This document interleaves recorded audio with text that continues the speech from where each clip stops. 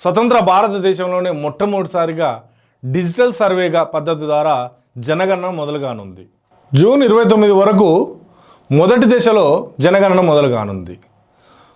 వచ్చే సంవత్సరం 2027 ఫిబ్రవరి నుంచి రెండవ దశలో జనగణన మొదలుగానుంది.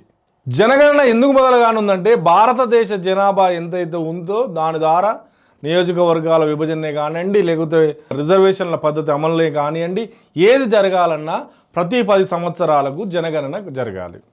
2011లో జరిగినటువంటి జనగణన 2021లో జరగాలి. కానీ కరోనా రావడంతో 2021లో జరగాల్సినటువంటి జనగణన ఇప్పుడు మొదలుగానుంది.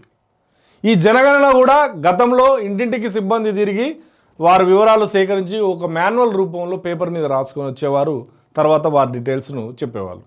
ఈసారి అలా కాదు, డిజిటల్ సాంకేతిక పరిజ్ఞానం పెరిగింది కాబట్టి డిజిటల్ పద్ధతిలోనే సర్వే కొనసాగుతుంది. ఈ నెల 26 నుంచి కూడా మనము ఇక్కడే ఉండి మన మొబైల్లోనే మన వివరాలు పొందుపరిచే విధంగా కూడా ఒక సెల్ఫ్ ఎన్యూమరేషన్ అనేటువంటి విధానాన్ని శ్రీకారం చుట్టింది కేంద్ర ప్రభుత్వం.